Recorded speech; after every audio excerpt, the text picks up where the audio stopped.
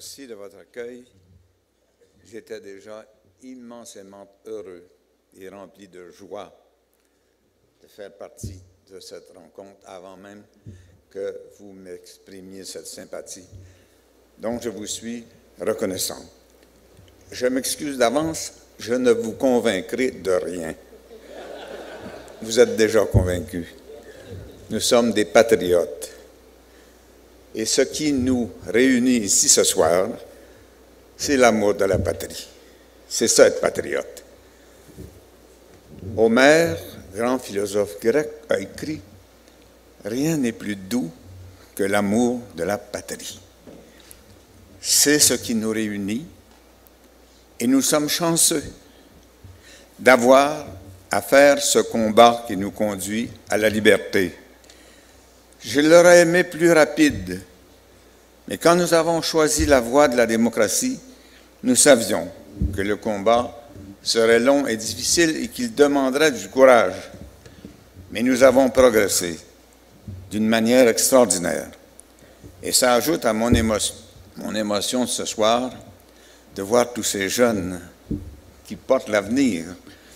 Et aujourd'hui, une chose est possible qui n'était pas possible quand j'ai commencé à militer pour notre liberté. L'alliance intergénérationnelle. Quand j'ai commencé ce combat, presque tous ceux qui étaient plus vieux que nous étaient contre nous. Quand j'ai dit à mon grand-père qu'il fallait faire l'indépendance du Québec, j'ai eu peur qu'il fasse une crise cardiaque. Aujourd'hui, je suis heureux d'en parler à mes enfants et petits-enfants et d'avoir comme associés dans ce combat très noble les jeunes qu'on a vus ce soir. Le vent se lève, le vent de l'espoir se lève. Oui, on a eu quelques années difficiles et pénibles. Le ciel était gris, il est encore un peu d'ailleurs. Mais en haut du ciel gris, le ciel est bleu. Et c'est beaucoup plus simple de commencer ce combat aujourd'hui, de le recommencer et de faire du porte-à-porte que ça ne l'était dans notre temps.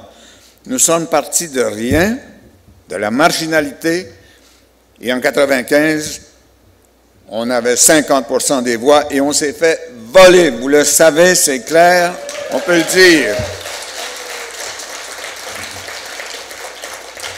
La commission Gomeril l'a dit, mais un ancien chef de cabinet, Jean Chrétien, qui était maire de Québec, a fait un aveu. L'aveu de la partie adverse, c'est la preuve la plus formidable. Il a dit, on avait un pays à sauver, on n'était pas pour s'enfarger dans les virgules de la loi. En d'autres termes, la fin justifie les moyens. Le machiavélisme a été l'âme de cette défaite qui nous a été infligée d'une façon malhonnête et illégale et illégitime. C'est une raison de plus. C'est une raison de plus de continuer ce combat. Et le combat pour l'indépendance, aujourd'hui, dans le contexte actuel, est devenu une espèce de combat de civisme planétaire. La mondialisation, une force puissante qui a progressé très vite au cours du dernier demi-siècle. D'abord, quand les Nations unies ont été fondées, il y avait 50 membres. Il y en a 200 aujourd'hui. Alors dire que l'indépendance n'est pas une chose moderne et n'est pas un signe contemporain, c'est faire une erreur grossière sur le plan de l'histoire et sur le plan de la politique et de la sociologie. Les peuples qui ont la possibilité d'être libres ont le devoir de l'être. Ce que nous faisons donc est un devoir et un devoir civique. Il faut que le Québec soit assis non pas au Conseil de la Fédération, entre le Nouveau-Brunswick et l'île du Prince-Édouard, que je respecte, mais à l'Assemblée générale des Nations unies.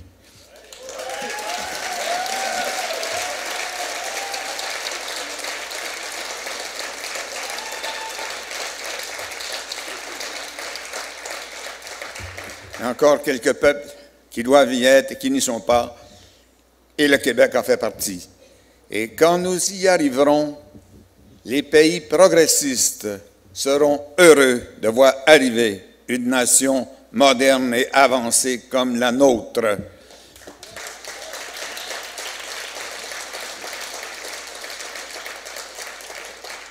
Et c'est vrai qu'on a eu des succès considérables en économie.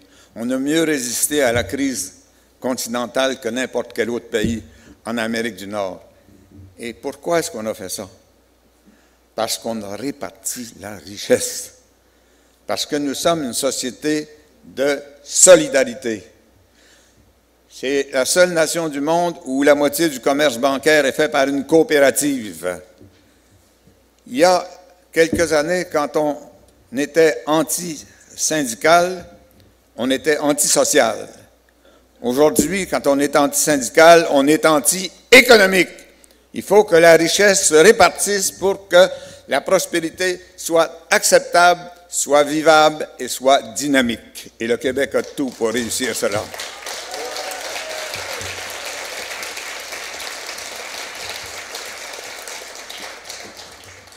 On a eu des succès extraordinaires et les fédéralistes développent parfois un argument vicieux. Ils disent, ben oui, mais si vous avez tout ça, pourquoi vous voulez être indépendant?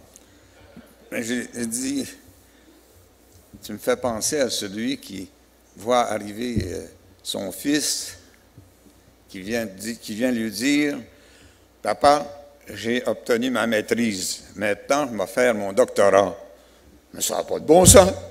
Tu as ta maîtrise. Contente-toi de ta maîtrise. Nous, on l'a, la maîtrise. On veut le doctorat, puis on va faire le post-doc, et le plus rapidement possible.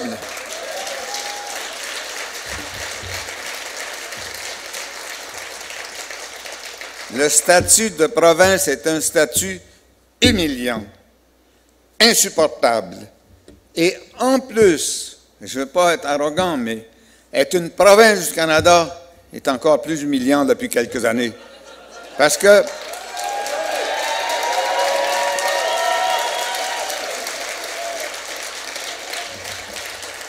le Canada a perdu son siège au Conseil de sécurité des Nations unies et été battu par le Portugal.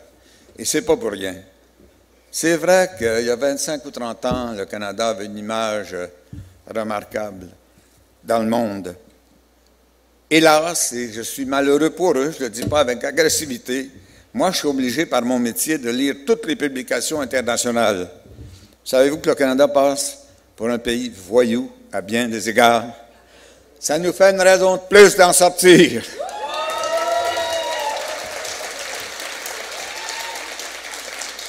Et quand ils seront simplement nos voisins et qu'on sera ensemble aux Nations unies, dans les grandes institutions internationales, peut-être que ça leur fera du bien, qu'ils se remettront sur la bonne voie. Et là, quand ils me diront « je vous aime », ça sera pour vrai.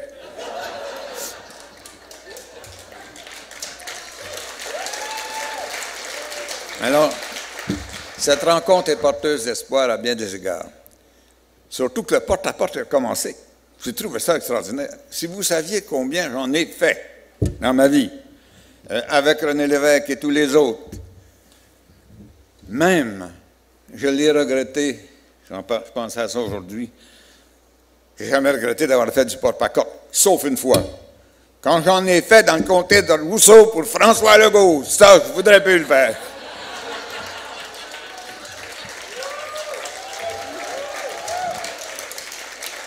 Et je ne le savais pas, hein? Une autre raison formidable de joie de ce soir et d'espoir, c'est qu'au centre de notre rencontre de ce soir, il y a les locaux loquaces, un des grands fleurons de la culture québécoise.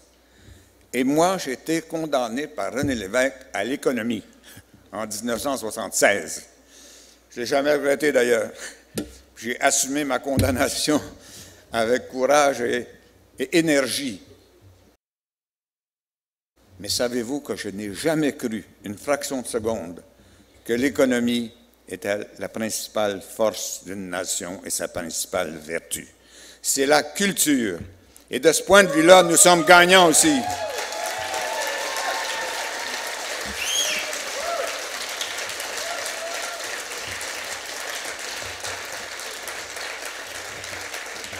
Le Québec n'est pas multiculturel, mais il est très culturel. Pour une nation de la taille de la nôtre, dominer autant de festivals dans le monde, que ce soit dans le cinéma ou d'autres choses. Il y a un de mes amis de Boston, un avocat de Boston, qui m'a téléphoné il y a quelque temps, puis il dit « You Québécois, goddamn impérialiste ». C'est quoi ça? Un Américain qui me traite d'impérialiste? Il dit « Yes, I'm just coming back from Vegas ».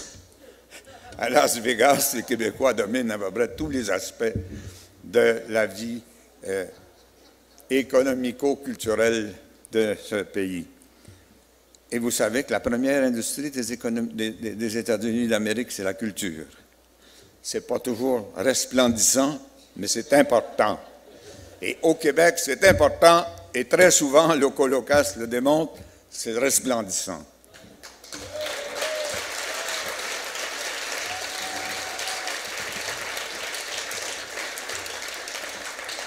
Et les gens de culture ont contribué beaucoup à notre évolution. J'étais la semaine dernière au Festival de la poésie de Trois-Rivières, un endroit, une fête culturelle extraordinaire. On y a fêté en particulier Gérald Godin, 30e anniversaire de son décès. Un grand poète. Et je ne crois pas qu'il y ait un poète québécois qui ne soit pas en faveur de l'indépendance. C'est une des raisons d'espoir les plus puissantes. Quand on a les créateurs avec nous, quand on a les hommes et les femmes qui participent au bonheur humain par la culture, c'est qu'on ne s'est pas trompé. Nous avons choisi la bonne cause. C'est une cause noble. Jamais nous n'abandonnerons ce combat, sauf quand nous l'aurons gagné. Et nous allons le gagner.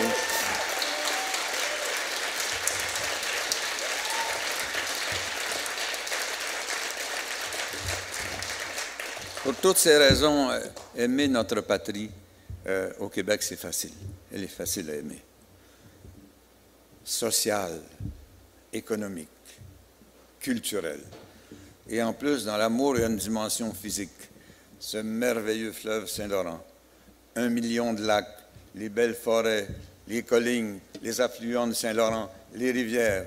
Et sur les bords de ces lacs, ces rivières, il y a ce magnifique drapeau, un des plus beaux du monde, en respect pour les autres, mais ce magnifique drapeau qui flotte. Et il y a un cours d'eau où il ne flotte pas encore. Ce cours d'eau s'appelle l'East River, devant le siège social des Nations Unies. Il faut qu'au plus tôt, au bord de cet affluent, s'élève aussi ce formidable drapeau bleu et blanc. Et là, tout le monde aura compris que nous avons choisi la liberté et que nous nous joignons au peuple progressiste du monde pour que l'humanité se porte mieux. Je vous dis une dernière petite chose qui m'a fait réfléchir à Trois-Rivières la semaine dernière, avec les poètes. J'ai pensé à Gaston Miron, un très grand poète et un très grand militant de notre indépendance nationale. Et il y a un beau vers de Miron, dans L'Homme rapaillé, qui dit ceci, un des plus célèbres: « Je n'ai jamais voyagé vers autre pays que toi, mon pays. » Et ça m'a inspiré ceci. Il faut qu'au plus tôt, quand on voyage vers toi, mon pays, qu'on vienne de Charles de Gaulle ou de New York, et qu'on arrive dans notre pays, on n'atterrisse pas à Pierre-Éliott Trudeau, mais qu'on atterrisse dans l'aéroport international québécois René Lévesque. Bonne soirée.